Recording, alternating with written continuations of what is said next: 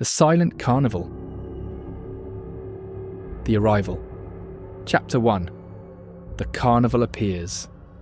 Claire Marshall adjusted the camera strap on her shoulder as she stared at the looming Ferris wheel silhouetted against the evening sky. The air was unnaturally still, and the carnival stretched out before them, its faded banners fluttering despite the lack of wind. "This is going to blow up," Claire said, a grin spreading across her face. "The Silent Carnival. We'll be the first to explore it since whenever it showed up last." Ethan Reyes, her childhood best friend and cameraman, stood beside her, his expression less enthusiastic. "Claire, are we sure about this? The locals were pretty adamant that we shouldn't come here." "Exactly," Claire replied, flipping open her phone to record a quick intro. "The best content comes from breaking the rules. Trust me, Ethan, this is going to be epic." Behind them, Logan Pierce rolled his eyes. "She's right, man. This place is creepy as hell. Perfect for her channel." Brooke Taylor, the group's skeptic, crossed her arms and scanned the empty fairgrounds. "Or it's perfect for a viral hoax. Seriously, a carnival just appears out of nowhere. Sounds more like someone set this up for a prank." Claire ignored her and pressed record. "Hey everyone, Claire Marshall here, bringing you an exclusive look at the legendary Silent Carnival. It just showed up outside town after decades of being gone, and we're about to check it out. Let's see what all the fuss is about." She motioned for the group to follow her through the rusted gates, which creaked ominously as they pushed them open. Chapter 2. The First Signs. The carnival grounds were a strange mixture of vibrant and decayed. The attractions, Ferris wheels, carousels, and game stalls, looked untouched by time, their colours vivid under the twilight. But the silence was oppressive, broken only by the crunch of gravel under their feet. "Where is everyone?" Logan asked, scanning the empty grounds. Ethan adjusted the camera in his hands, the lens capturing every detail. "It's like a ghost town." "Or a ghost carnival," Brooke muttered, her flashlight sweeping over a row of faded clown posters. The faces were cheerful but distorted, their painted smiles stretching unnaturally. Claire stopped in front of a game stall, the kind where you throw darts at balloons. The darts were still neatly arranged, and the balloons were fully inflated. "Look at this," she said, gesturing for Ethan to film. "It's like someone set it up yesterday." No. Logan picked up one of the darts and threw it at a balloon. The pop echoed unnaturally loud in the silence, making everyone flinch. "Relax," Logan said, laughing. "It's just a balloon." Brooke shook her head. "This place is off. We should leave." "Not until we see more," Claire insisted. She pointed toward the Ferris wheel in the distance. "Let's check that out next." Chapter 3. The game begins. As they approached the Ferris wheel, the group noticed a large, ornate poster standing near the base. It was framed in gold, the lettering bold and elegant. "The Ringmaster's Challenge. Enter if you dare. Escape by midnight or stay forever." "That's not ominous at all," Ethan said dryly. Claire leaned closer, her curiosity piqued. "Escape by midnight? It sounds like an escape room challenge. Maybe that's the whole gimmick." Brooke frowned. "Or it's a warning. Either way, I don't like it." Logan snorted. "You don't like anything? Let's go find the Ringmaster and see what this challenge is all about." As if in response, the Ferris wheel lit up. Strings of golden bulbs blinked on one by one, casting an eerie glow over the surrounding area. The group stared in stunned silence. "No way," Ethan whispered. Claire's grin widened. "Now this is content. Let's go." Chapter 4. The First Ride. The Ferris wheel creaked as the group climbed into one of the brightly coloured cabins. The silence was unnerving, but Claire's excitement was infectious. Ethan set up his camera on the opposite seat, adjusting the angle to capture their reactions. "If this thing moves on its own, I'm jumping off." As soon as he said it, the wheel lurched to life. The cabins rose slowly, the rhythmic groan of metal the only sound. The view from the top was breathtaking, but it revealed something chilling. The carnival was much larger than it had seemed. The attractions stretched far into the distance, their details lost in a hazy fog. Did anyone notice how big this place was when we came in? Brooke asked, her voice tight. Logan shrugged. It's a carnival. They're supposed to be big. It's too big, Brooke insisted. We've been walking for half an hour and barely covered anything. Claire leaned over the edge of the cabin, her expression thoughtful. It's weird, but that's what makes it so cool. It's like the carnival has a life of its own. Ethan frowned, glancing at the distant fog. Maybe it does. The ride ended abruptly, the cabins jolting to a stop. As the group stepped off, the silence felt heavier, the air colder. A faint sound reached their ears. Music, distant and distorted. Where's that coming from? Claire asked, her voice hushed. It's the carousel, Brooke said, pointing toward a cluster of rides. The group exchanged uneasy glances before heading toward the sound. Chapter 5. The Carousel. The carousel was the centerpiece of a wide, empty plaza. Its painted horses and ornate chariots looked pristine, their colors vivid under the carnival's flickering lights. The haunting music echoed from its calliope, the notes warped and disjointed. This wasn't playing when we arrived, Brooke said, her voice barely above a whisper. Claire stepped closer, her flashlight beam sweeping over the carousel. It's probably on a timer or something. Let's check it out. Do we have to? Ethan asked, shifting nervously. It's just a ride, Claire replied, her tone dismissive. The group climbed onto the carousel platform, their footsteps heavy on the wooden boards. The horses' glassy eyes seemed to follow them, and the music grew louder, the melody sharper and more unsettling. This is giving me serious haunted house vibes, Logan said, running his hand along one of the painted horses. Megan spotted a plaque affixed to the control panel, the faded engraving read, "Ride to remember, face your truth." Face your truth, Brooke repeated. What does that even mean? Before anyone could respond, the carousel jolted to life. Chapter 6. The First Challenge. The platform began to spin, slowly at first, then faster. The group scrambled to hold on as the music warped into a frantic, discordant tune. "Who turned it on?" Ethan shouted, gripping the pole of his horse. "No one," Claire yelled back, her eyes wide. The lights blurred as the carousel spun faster, the world beyond the ride fading into darkness. The air grew heavy, and the laughter of unseen crowds filled the void. Suddenly, everything stopped. The group was no longer on the carnival grounds. Instead, they found themselves in a circular room lit by a single swinging bulb. The walls were covered in mirrors, each reflecting distorted versions of themselves. "What is this?" Logan asked, his voice shaking. Claire stepped forward, her reflection flickering in the mirrors. "It's some kind of trick, right? Like a funhouse." The mirrors began to ripple, their surfaces shifting until scenes emerged. Each reflection now showed a memory, one that each person had tried to bury. Ethan's mirror showed him abandoning a friend in need during college, the guilt etched on his reflection's face. Brooks showed a fight with a sibling, her cruel words replaying over and over. Logan's showed him recklessly causing an accident during a drunken night out, the aftermath too horrific to look at. And Claire's mirror reflected her betrayal of a former friend, a decision that launched her career but left her haunted. "Make it stop," Brooke whispered, backing away from her mirror. The lights flickered, and a voice filled the room, low, resonant and dripping with malice. "You cannot escape your truth. To survive, you must confront it." Chapter 7. The Ringmaster's Game. The mirrors shattered simultaneously, leaving the group in pitch darkness.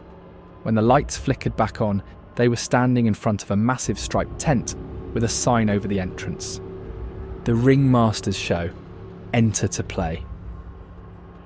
"Nope," Brooke said, stepping back. "I'm done. Let's find a way out of here." "There is no way out," Claire said, her voice shaking. She pointed to the edges of the carnival, now shrouded in impenetrable fog. "It's like the place changed." Ethan approached the tent, his flashlight casting long shadows over the striped canvas. "If we don't go in, We'll just keep getting stuck in these games. Games that are trying to kill us, Logan muttered. Claire squared her shoulders.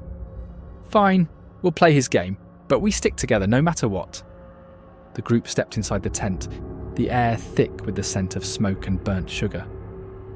Chapter 8. The Ringmaster's Challenge.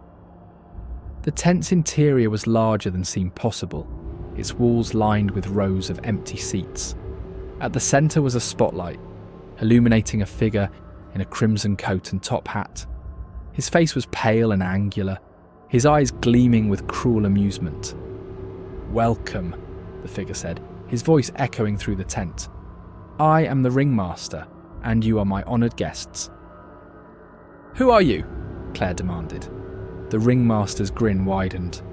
"I am the keeper of this carnival, its master of ceremonies, and you," he gestured to the group, "you are my entertainment." "What do you want from us?" Ethan asked. The Ringmaster chuckled. "I want to play. You've entered my carnival and now you must earn your freedom. Complete my challenges before midnight and you may leave. Fail." The spotlight dimmed, casting the tent into shadow. "And you will stay." The laughter of unseen spectators filled the tent and the ground beneath the group shifted. Chapter 9. The House of Horrors. The group found themselves in a long, dark hallway lined with doors. Each door bore a plaque with a name. Ethan Reyes, Brooke Taylor, Logan Pierce, Claire Marshall. "No," Brooke whispered, stepping away. "This is a trick," Logan said, his voice unconvincing. The Ringmaster's voice echoed around them. "Each of you must enter your door, face what lies within. Only then will you move forward." "We're not splitting up," Claire said firmly. The laughter returned, colder this time. "You have no choice." The doors creaked open, revealing darkness within. The group exchanged frightened glances before stepping inside their respective rooms. Chapter 10. Doors of Regret. Ethan's door. Ethan stepped into the darkness, the air around him cold and heavy. The door slammed shut behind him, and a faint light flickered to life, revealing a dimly lit hallway. At the end of the hallway stood a figure, someone he hadn't seen in years. "Josh?" Ethan whispered, his heart sinking. Josh turned, his face pale and haunted. He was exactly as Ethan remembered him, a college roommate who had begged for help during a mental health crisis. Ethan had ignored the calls, prioritising an exam, and days later, Josh had been found dead in his dorm room. "You left me," Josh said, his voice trembling. "I needed you, and you weren't there." "I didn't know," Ethan began, but the words felt hollow, even as he said them. The lights flickered, and Josh's face twisted into something monstrous, his eyes black and hollow.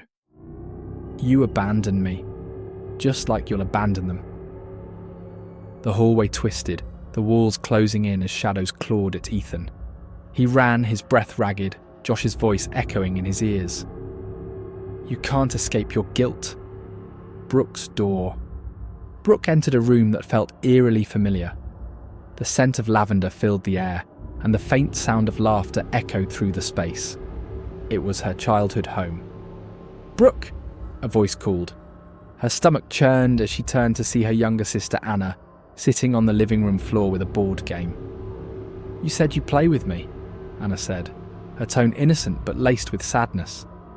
Brooke's throat tightened. She remembered this day vividly, the argument that had followed, her harsh words, and the door slamming as she left to meet friends. That night, Anna had fallen down the stairs while playing alone. She'd survived, but was left with a permanent limp.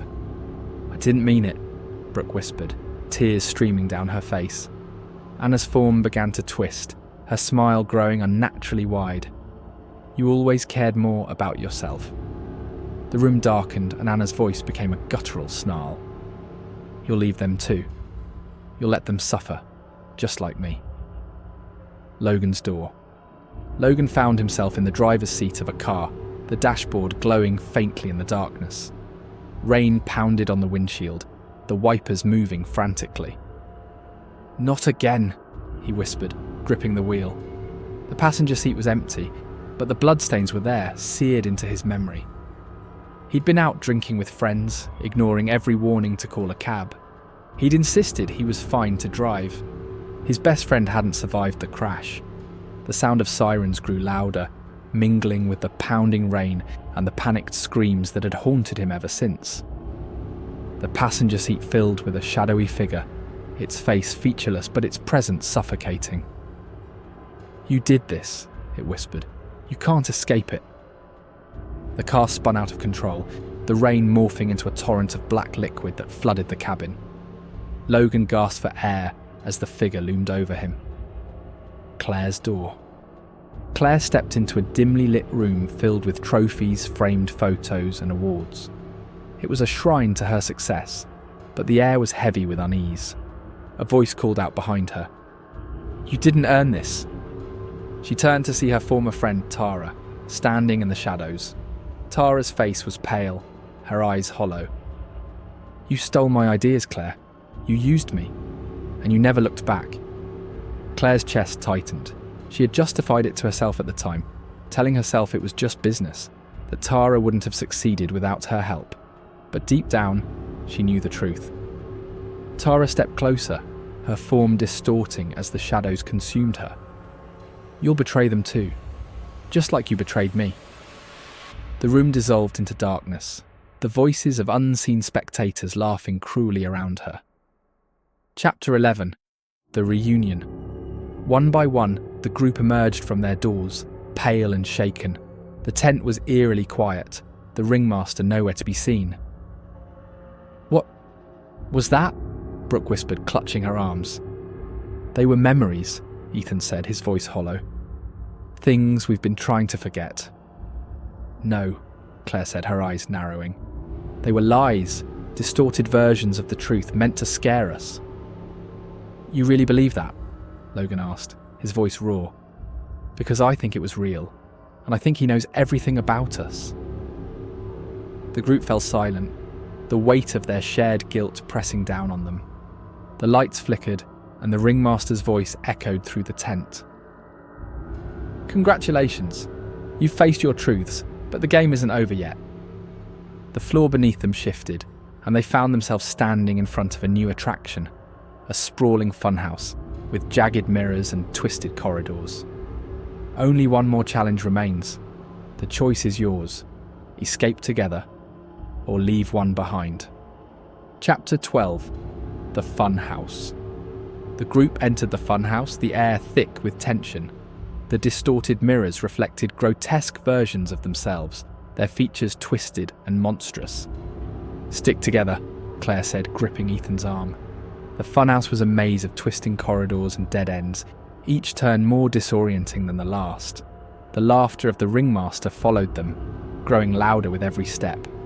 At the centre of the maze, they found a single door with a plaque that read, "The Price of Freedom." "What does it mean?" Brooke asked, her voice trembling. Ethan approached the door, his hand hovering over the handle. "I think it's the only way out." The ringmaster's voice boomed around them. "One of you must stay. Decide quickly, or the carnival will decide for you." The group exchanged horrified glances.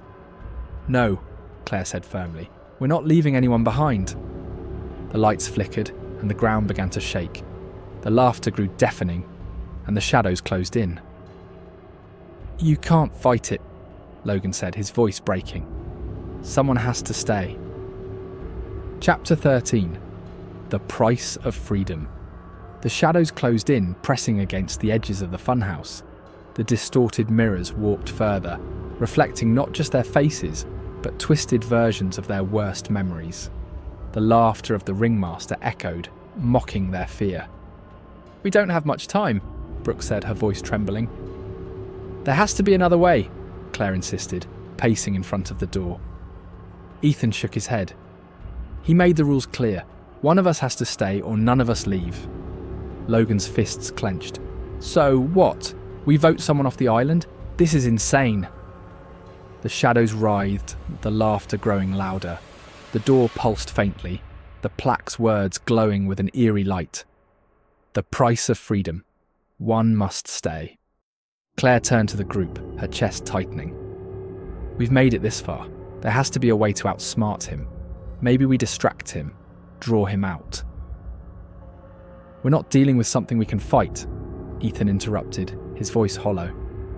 It's the Carnival. It's him. He's in control of everything here. Brooke looked away, tears glistening in her eyes. If one of us doesn't make it, who decides? The room fell silent. Chapter 14. The Ringmaster's Bargain. The mirrors shattered simultaneously, plunging the funhouse into darkness. A spotlight flickered to life, illuminating the centre of the room. The Ringmaster stood beneath it, his crimson coat immaculate, his top hat tilted at a jaunty angle. His smile was wide and sharp, his eyes gleaming with malice. "You've done well," he said, his voice smooth and theatrical. "You've faced your truths, braved my games and made it this far. But now, the moment of truth." He gestured grandly toward the door. "Freedom awaits. All you have to do is choose." "No one's staying," Claire said firmly. The Ringmaster chuckled, a low and menacing sound. "Ah, the defiant one. How charming. But you misunderstand. The Carnival has rules, my dear. One stays or all stay." Logan stepped forward, his jaw tight. "And if we refuse?" The Ringmaster's grin widened. "Then you'll all become part of my collection. A fine addition, I must say." The shadows around him shifted, revealing glimpses of other trapped souls, figures frozen in place, their faces twisted in expressions of terror. Brooke gasped, covering her mouth. "Those are the others, the people who disappeared." "Indeed," the Ringmaster said, his voice dripping with satisfaction. "Each one a part of the Carnival now, forever." Chapter 15. The Sacrifice. The group huddled together, their voices hushed and panicked. "We can't let him win," Claire whispered. "We don't have a choice," Ethan replied. "If none of us stays, we're all trapped." Logan's eyes darted toward the Ringmaster, who watched them with an air of amusement. "I'll do it," he said suddenly, his voice steady. "No," Claire said, grabbing his arm. Logan shook his head. "I got us into this. I've been reckless my whole life, and it's always hurt someone else. Not this time." Claire's eyes filled with tears. "You don't have to do this. We'll find another way." "There is no other way," Logan said softly. "Take the chance to get out. All of you." He stepped away from the group, facing the Ringmaster. "I'll stay." The Ringmaster's grin widened and he tipped his hat. "A noble gesture. The Carnival thanks you for your service." The shadows surged forward, wrapping around Logan like tendrils. He didn't flinch, his gaze fixed on Claire. "Go," he said, his voice echoing as the shadows consumed him. "Don't look back." Chapter 16. The Escape. The door swung open, revealing a blinding light. Claire, Ethan, and Brooke hesitated for a moment before stepping through, the weight of their decision crushing them. The light enveloped them, and the sounds of the Carnival faded into silence. When they opened their eyes, they were standing outside the rusted gates, the Carnival grounds eerily empty. The Ferris wheel was gone, the lights extinguished, and the air was heavy with an unnatural stillness. Brooke sank to her knees, tears streaming down her face. "He's gone." Ethan placed a hand on her shoulder, his expression somber. "He saved us." Claire turned back toward the empty field, her fists clenched. "We shouldn't have left him." The wind carried a faint whisper, a haunting echo of the Ringmaster's laughter. Epilogue. The Carnival's return. Months passed, but the memory of the silent Carnival lingered. Claire tried to move on, pouring her energy into her work, but the guilt was a constant shadow. One evening she sat at her desk, scrolling through photos from that night. Her heart stopped when she saw one she didn't remember taking. The group standing in front of the Ferris wheel, Logan smiling in the background. A chill ran down her spine as the image distorted, the colours bleeding into darkness. The screen flickered and a single line of text appeared. See you next time. Far from town, in an empty field, the lights of the carnival flickered to life once more. The ringmaster stood at the gates, his smile sharp and eager. "Step right up," he murmured, his voice carrying on the wind. "The show must go on." The end. I hope you enjoyed the story. Like and subscribe for more. Thank you for wandering the foggy paths of Mistmore with us. Stay curious, but beware what you may uncover in the mist. Farewell, brave souls, from Mistmore Mysteries.